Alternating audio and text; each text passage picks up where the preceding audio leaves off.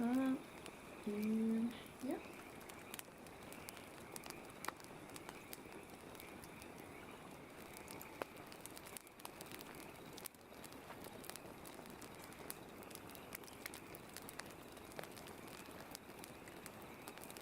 Alright, if anyone's logged in, we've got just a few seconds before we get started. I'm gonna go ahead and turn TikTok on.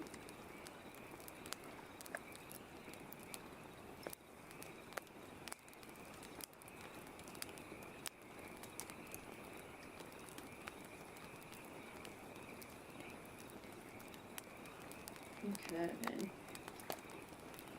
Alright, we are just about to get started, just a few more seconds left.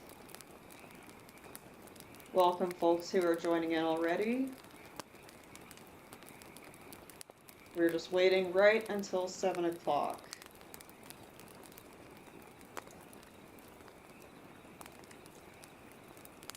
I never want to start early because I want to make sure that for the folks who, you know, saw the flyer and had a certain time that we do things that way. But hello. Yes, hello Artemis, I see you. The background noise isn't too loud, is it?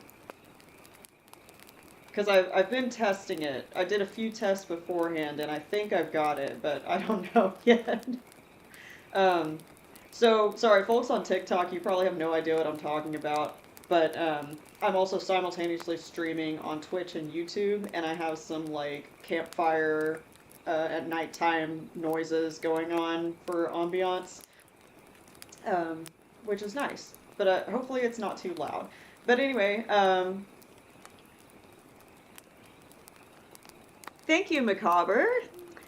Or I guess macabre. You're going for like macabre, right? Yeah. Thank you so much. Okay, so welcome everybody to Reading Against Regimes. Welcome back, I should say. And, you know, I know I probably don't owe anyone an apology for this, but I do apologize anyway for missing the last 3 weeks and having to take a very sudden, unexpected break. Unfortunately, with my health issues, I just had a really bad health crash, um, and I had to leave immediately. So you know, I took a few weeks off to wait till my body kind of settled back down. I got a little bit of energy back, so that I could come back at this with the right vigor. But anyway, for anyone who's new here, Reading Against Regimes is my live stream that I do twice a month on the second and fourth Mondays of the month to analyze dystopian novels and compare them to modern events. Um, this is my way of educating about goth politics as well. So you know, my views are more on the progressive side, as is tradition with the goth culture. And we are still in 1984, the book by George Orwell. Because this book, of all the dystopian novels that I have read thus far, has always been the most accurate to what we've been experiencing in our society. And also, just a reminder, I am from the US, and so I am speaking from the perspective of the United States. Um, but anyway, we got a lot of material to get through. I think it's only 4 themes for today, but there is just so much to cover, and I hope I manage to make it through all of it within the next hour. Now, we are in chapters 6 and 7, and the first theme that you end up picking up on in chapter 6 is the criminalization of sex and love. Um, and now this is not a direct um, like a direct comparison to anything that was going on under Stalin's regime, which is what the book 1984 largely refers to, is Stalin's dictatorship of the USSR, from 1929 to 1953. So at least as far as I know of the history, there was not a specific like harsh ban on marriages and something like that. If I'm wrong, please let me know, because that was not a part of the history that I read over when I was like looking through stuff for this. But in 1984, the party, they criminalize the act of sex, and they do everything that they can essentially to take the joy and the life out of it. Um, and they have this puritanical ideology almost that's saying, sex is only for making children, and they want children because they want more soldiers for their army, more people supporting the party, and so on. So, in in 1984, when they're describing what marriage is like in their society in Oceania, they say all marriages between party members had to be approved by a committee appointed for the purpose, and though the principle was never clearly stated, permission was always refused if the couple concerned gave the impression of being physically attracted to one another. The only recognized purpose of marriage was to beget children for the service of the party. So the reason that this is even a theme in this book at all is because the party essentially recognizes the strength of human connection. So they're doing everything to quash it. Um, so they didn't want people falling in love, for sure. And they wanted to strip all of the pleasure out of sex, and they use a somewhat religious indoctrination about it, ensuring that it would only be for repopulation purposes. So marriage has to be approved by the government, and they put together people who they don't think are ever going to be attracted to each other. They don't want them falling in love. They're like, no, your purpose, you're just creating children. That's it. You're creating children for us. That's it.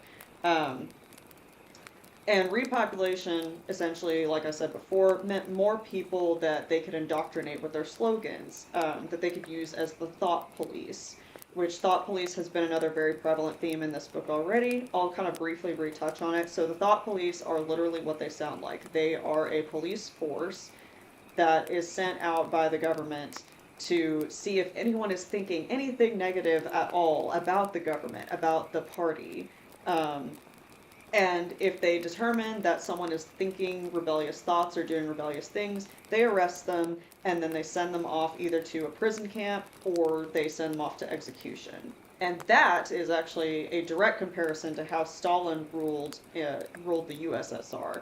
Um, he was very, very paranoid, and so he would have any supposed traitors, suspected traitors, sent off to prison camps in Siberia, and Siberia is an incredibly harsh, like winter wasteland kind of place.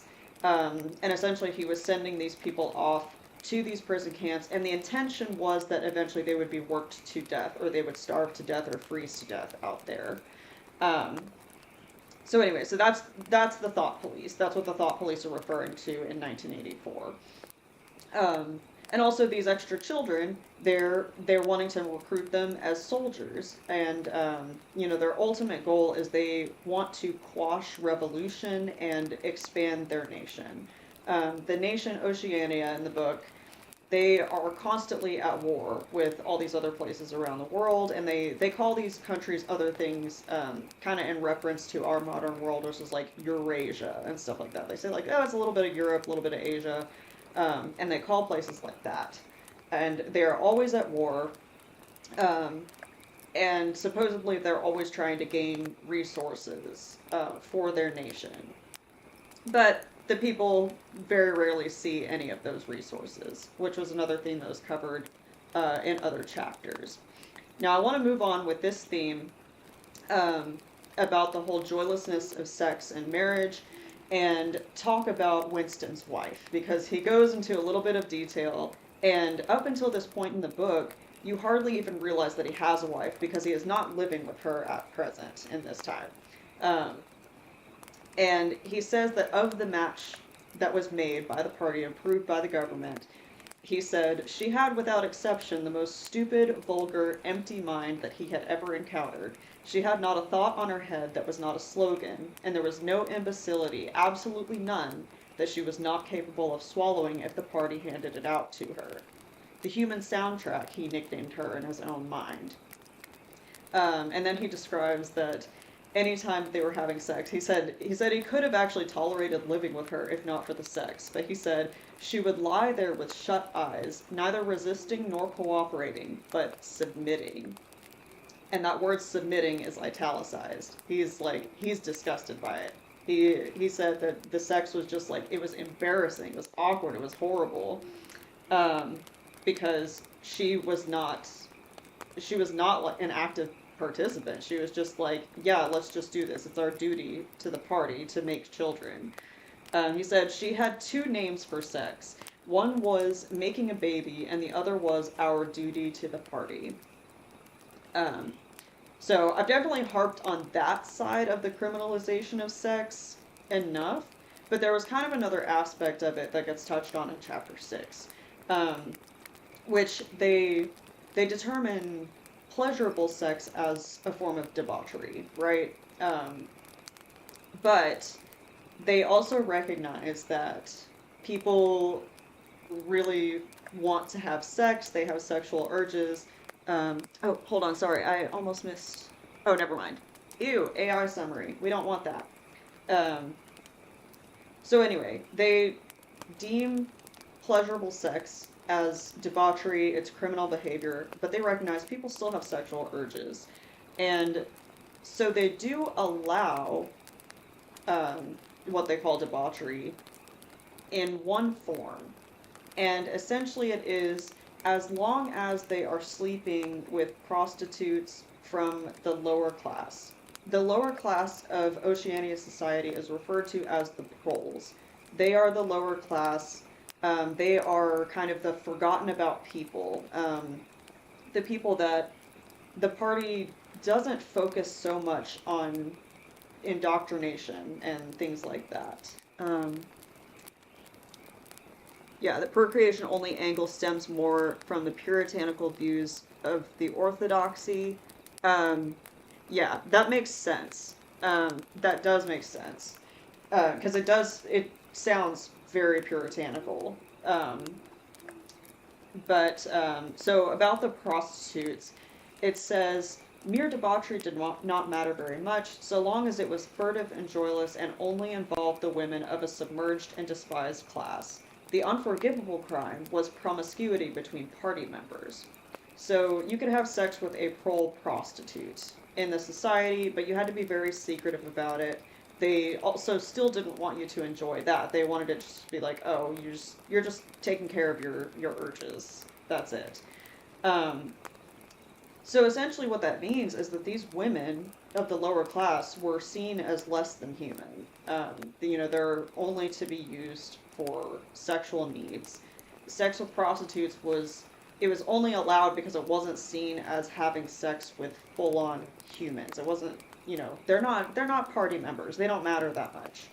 And so the criminalization ends up going misogynistic with this angle. And then the next theme that we encounter in 1984 in chapters 6 and 7 is we actually get to talk a little bit about what we're experiencing in the US with the true power of the 99%, which is us. Because when we refer to the elites, the billionaire class, we call them the 1%. So that makes us the 99. And so in 1984, they talk about essentially the inactivity of this prole class. So again, the prole class, they're the lower disregarded class of society. The party's not super focused on them. They kind of just they keep them mildly appeased, and they kind of let them do somewhat what they want. They have a lot more freedom than people who are in Winston's class of society. And so Winston says of the proles, he says, if there was hope, it must lie in the proles, because only there, in those swarming disregarded masses, 85% of the population of Oceania, could the force to destroy the party ever be generated. He later goes on to say, until they became conscious, they will never rebel, and until after they have rebelled, they cannot become conscious. And a further description of how the government interacts with these proles says, no attempt was made to indoctrinate them with the ideology of the party. It was not desirable that the proles should have strong political feelings. All that was required of them was a primitive patriotism which could be appealed to whenever it was necessary to make them accept longer working hours or shorter rations. And even when they became discontented, as they sometimes did, their discontent led nowhere, because, being without general ideas, they could only focus it on petty specific grievances. The larger evils invariably escaped their notice. The great majority of proles did not even have telescreens in their homes. For anyone who has missed earlier sessions, the telescreens are essentially these TVs that are embedded in the walls of everyone's living units, and they're constantly projecting the indoctrinations of the party. So it's under the guise of like, oh, we're telling you the news, we're telling you about all these great things the party's doing, all the wars that we're winning, so on and so forth. But also, the thought police can spy on people through the telescreens at any given time, so you're always being watched. And so that's why the telescreen is such an important item in this book. But, you know, now that I've explained that, and now that I've read all of that about the proles, so the proles, even though they describe them as they're 85% of Oceania, they're very much like our 99%, versus the elite 1%. But specifically, those of us who are just barely comfortable. So I'm not one of those comfortable people, because I am not making enough to live on, and you know, I'm not able to just buy nice things for myself and whatnot. So I'm not really able to breathe. But the proles are kind of like the people who have jobs that pay just enough to cover their basic necessities and have maybe a few small extras here and there. So the people who were able to start families if they wanted. They can afford occasional doctor and dentist visits. They still have to like work full time at a job they don't really like, and like put in some overtime here and there. Um, but you know, they're uncomfortable, but they're also still just comfortable enough to be able to ignore most human rights violations. They can like they can just not watch the news, okay? These are the folks that we're talking about. They can just not watch the news. They can be like, oh, I don't do politics.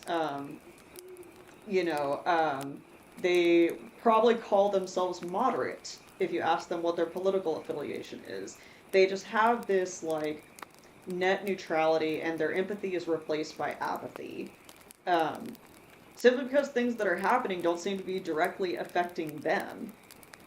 And, you know, yet this portion of the population vastly outnumbers the elites, the people who are in control right now, the people who are, you know, enacting these new, or writing these new laws and policies, trying to, you know, strip away trans rights, trying to strip away gay rights, keeping minorities living in fear of police brutality.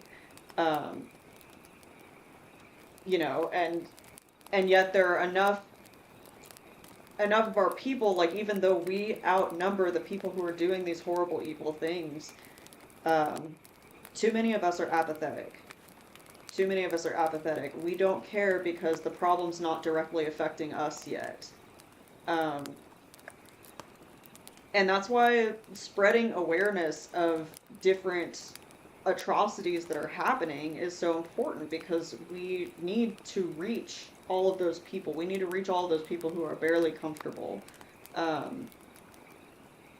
And, you know, we need them to see, like, not only how horribly human rights are being violated, but also how violating some human rights will inevitably lead to violation of all human rights. Because when you start allowing people to arbitrarily just pick and choose what matters in society, what people should be have-nots, and they base it on things like race and religion and whatnot, they're eventually going to pick every trait that is not them. Okay, so everyone who is not a cisgendered, straight, white man, okay, everyone who's not that is in danger. um, and we need to get people to see that and to realize that, so that even if they don't care right now, and they should care, and there are a lot of us that care, um, about the violations of rights that aren't directly affecting us, but there are too many of us that don't. And we need them to realize, okay, well, if you're not going to care about other people, you need to realize that this is coming for you too. It's coming for you too. You're going to suffer just as much as the people you think you're not related to. Um, it really sucks that it has to be this way, but ultimately, empathy develops from putting yourself in other people's shoes. And so if you can't see how the problem is coming to you, it can be really hard to imagine what it's like for somebody else. And I don't want to spend too much more time harping on this, but my own personal example that I'm thinking of right now is the the one and only time really that I was working a job where I would have made enough money. I was making enough money to be able to take care of myself, and I was prepared to move out on my own. Like I thought I was set. I thought that I had finally reached that point where I could breathe. And let me tell you, you start forgetting about the struggles you went through quick. You start forgetting about your discomfort quick. And I don't think that that necessarily means that you're a bad person just because you become comfortable, but I don't know if maybe it's like a repression of trauma mechanism that kicks in. Um, Somebody says, "What are you even doing, dog?" Well, I mean, I'm live streaming. Hello. Um, and I'm trying to educate people about human rights violations that are happening that actually compare to dystopias that have been written many, many years ago, many decades ago. But anyway, so back to my story. So when I was working a job and I was like forgetting, um, kind of forgetting the struggle and everything, and thinking, okay, well, once you just get this one job, suddenly it's easy. You can just breathe. You can just let go. And sure enough, I wasn't able to keep that job for very long because it was a sketchy company, first of all, and they very suddenly decided to downsize my entire department. So there goes my job. Um, and I was right back to being uncomfortable. And like, I want people to understand something, and mostly I'm speaking to the people who are in a place of relative comfort right now. If you're Even if you're kind of like, oh man, I'm having to like pinch pennies here and there, um, and I'm just barely making it through each paycheck, but you are making it through each paycheck, you may have gotten so like comfortable enough that you're forgetting what the struggle was like if you had been through it yourself. You're probably not realizing what other people are going through who are not able to afford their necessities from month to month. Um, and that's mostly what I wanted to cover for the whole battle of 99% versus the 1%. For now, there's going to be more that I talk about with it later on. Um, because we actually get into a very cartoonish description of what the evil capitalist looks like,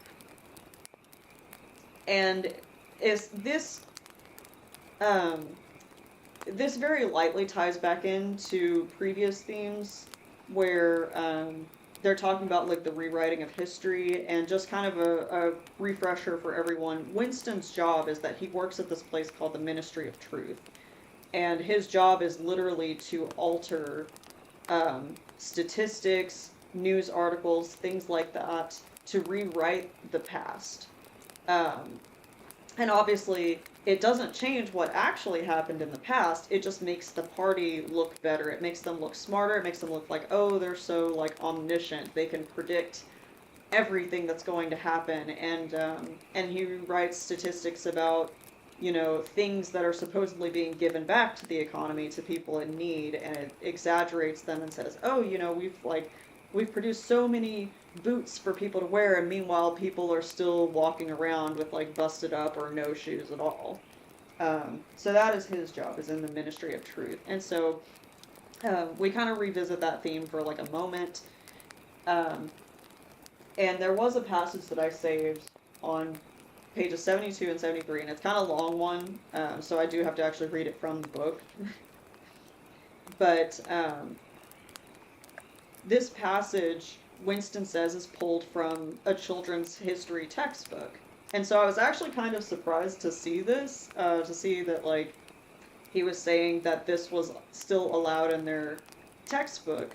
But the thing is that the party has a goal to make it look like, oh, life was so much worse before we came into play.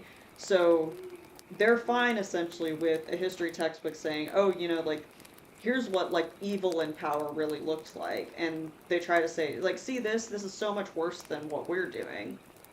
So anyway, without further ado, the passage from the textbook. In the old days, it ran, before the glorious revolution, London was not the beautiful city that we know today. It was a dark, dirty, miserable place where hardly anybody had enough to eat, and where hundreds and thousands of poor people had no boots on their feet and not even a roof to sleep under. Children no older than you had to work 12 hours a day for cruel masters who flogged them with whips if they worked too slowly, and fed them on nothing but stale bread crusts and water. But in among all this terrible poverty, there were just a few great big beautiful houses that were lived in by rich men, who had as many as 30 servants to look after them. These rich men were called capitalists. They were fat, ugly men with wicked faces, like the one in the picture on the opposite page.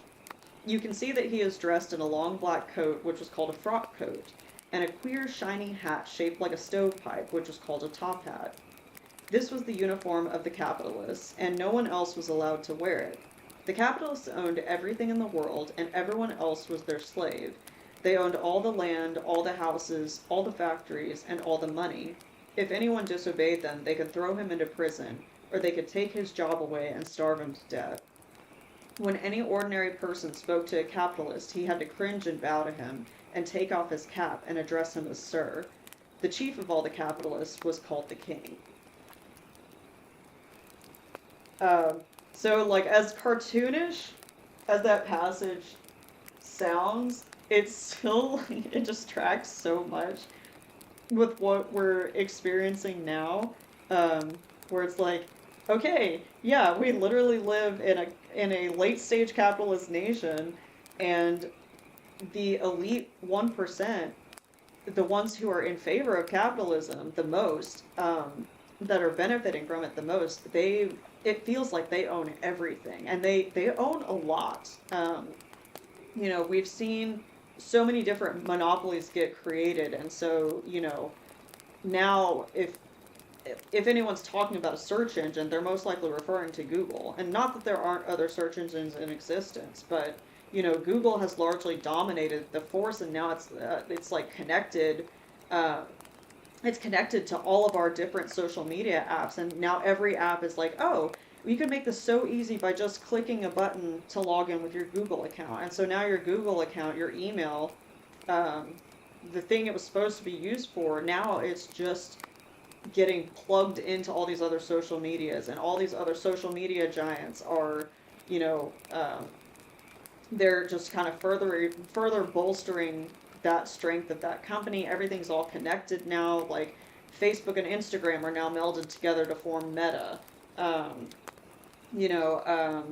Twitter is still like the dominant variation of that particular platform, in comparison to Blue Sky, which like Blue Sky is a newer one that's been coming in and trying to take over, but I don't know that it's having that much success.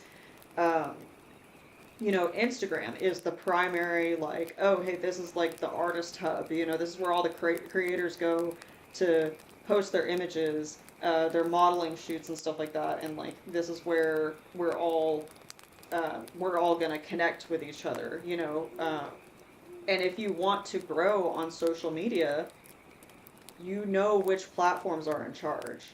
And those platforms are all owned by the 1% now, are all owned by these elite, cartoonish capitalists. Uh, and let me make sure that I'm not like straying too far off topic since it's already 7:30 and that last half hour can go pretty fast. I really don't like that this AI summary keeps popping in on TikTok. That's gross. Um, anyway, so we talk about this passage in a history textbook that is trying to say, oh, things were so much worse before. But then Winston speaks of what the present life is like for everyone. And he says, it struck him that the truly characteristic thing about modern life was not its cruelty and insecurity, but simply its bareness, its dinginess, its listlessness. And he said, great areas of it, even for a party member, were neutral and non-political. A matter of slogging through dreary jobs, fighting for a place on the tube, darning a worn-out sock, cadging a saccharin tablet, saving a cigarette end. The ideal setup by the party was something huge, terrible, and glittering. A world of steel and concrete, of monstrous machines and terrifying weapons. A nation of warriors and fanatics, marching forward in perfect unity, all thinking the same thoughts and shouting the same slogans, perpetually working, fighting, triumphing, persecuting. 300 million people, all with the same face. And if that passage doesn't make your guts sink, the phrase in particular where it's saying a world of steel and concrete, of monstrous machines and terrifying weapons. Um, with us developing, putting so much money into weapons of mass destruction, um, and the world of steel and concrete, just giving that image of just skyscrapers upon skyscrapers, heavily packed, dense city areas, just made for production. Um, just taking all of the color and the joy out of life. We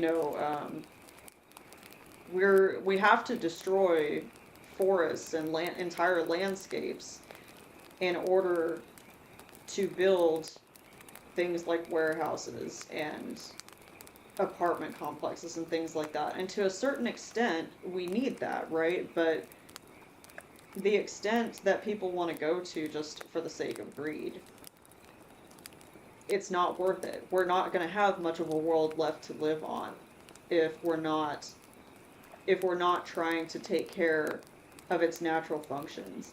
We're ripping holes in the ozone layer, and guess what happens if we completely poke through it? We die. We're dead. Yeah. You want to poke completely through the ozone layer? I don't know if you remember that super fucking old video that was really popular that, he was like speeding through the history of the world. I think it was literally just called that, History of the World. And he says, the sun is a deadly laser.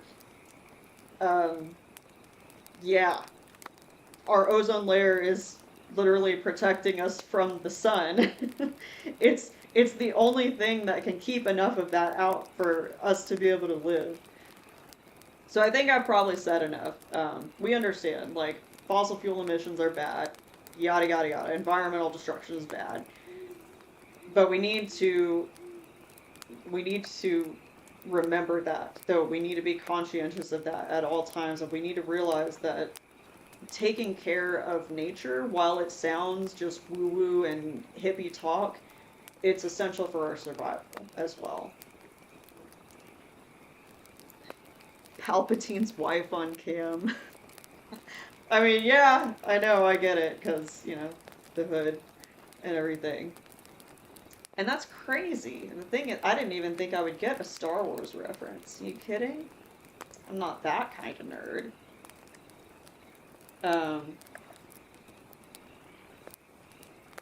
So we're already on our last theme, and if I do finish early, I will end the stream early.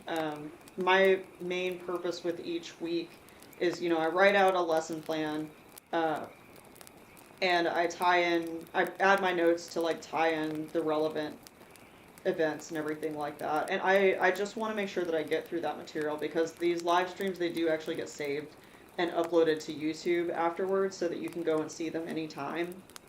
You can see them on Twitch too, but they only stay up for like a week there.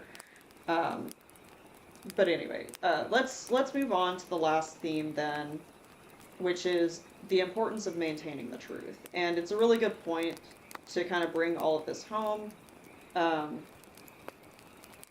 because we we have to maintain the truth and not allow ourselves to meld with all of the gaslighting and the rewriting of history that's been going on. Um, because that's the key to a successful revolution, maintaining the truth. And the persistent gaslighting that we experience anytime that a politician comes out and tries to say, things are great, whenever the reality for most of us is very, very bad. Um, it makes us feel crazy. That's what gaslighting does. I mean, that's not a shocker. But, especially as we see what seems like a lot of people around us also eating it up, then we start to maybe doubt ourselves more and more, and it keeps us quiet. Um, but the thing is, no matter how alone we may feel, facts never change. You can write something different in a quote-unquote history textbook, but it doesn't change what actually happened. And it's important for us to always remember what happened and what is happening. We need to stay conscientious at all times.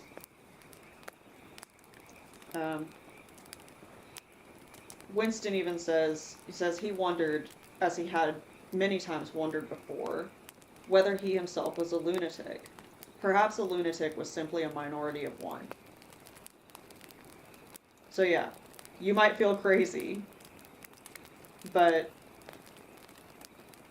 don't let yourself doubt the things that you have seen and that shook you to your core. And finally, in chapter 7, we get the quote that everyone has been repeating lately. The quote that's on the back of the book. The quote that this book is known for.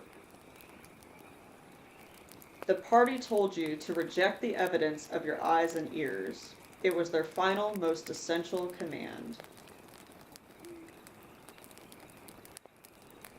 So in our modern times, we have access to more evidence than ever before.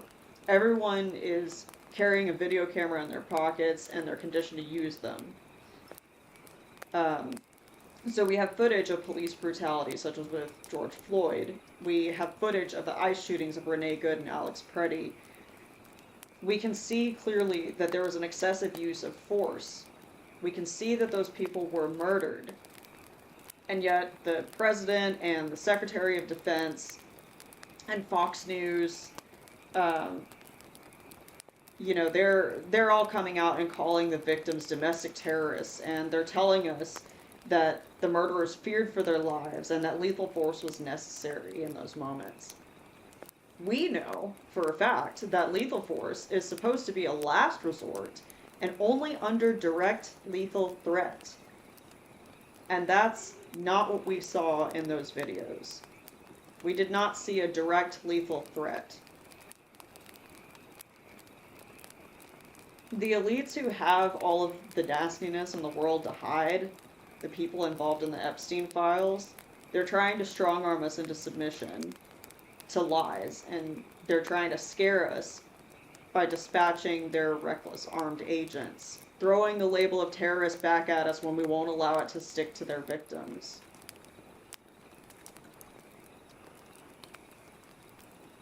They're trying to rewrite the evidence that we are seeing with our own eyes. More evidence than ever before. And they expect that they can just say something to us and that we're going to doubt it. The quote that I want to end tonight's stream with came shortly after that quote. And it's Winston writing in his journal again, which writing in his journal was already a rebellious act. And so he's been trying to write in this journal to just get some of these thoughts out of his head because he's going crazy and he desperately wants things to change. And so at the end of chapter 7 he writes, "Freedom is the freedom to say that 2 + 2 make 4. If that is granted, all else follows." All he's saying is he just wants freedom to speak the truth. And so that's why I want to end with the thought that we have to hold on to these truths for all that we're worth. It is so, so important because it is the itching, nagging, persistent feeling that will make them scratch and scratch until at last a hole is formed in the blinders that cover the rest of the population. We have to hold on to truth. We have to irritate the fuck out of them. We can't let the truth die. Because that's the only way that we can win. That's the only way that we can spark revolution, is by letting it really sit with people how horrible the things that we're witnessing are. How horrible the conditions of living are. With inflation skyrocketing, gas prices going up for a war that we never even wanted in the first place. You know, we're seeing these things happen and we're experiencing the negative consequences of them. And we just need to hold on to that. And we don't need to let people coming out trying to say, oh no, things are so good, things are better than they ever have been. We can't just let that brush off our experiences. Because otherwise, revolution really never is going to happen.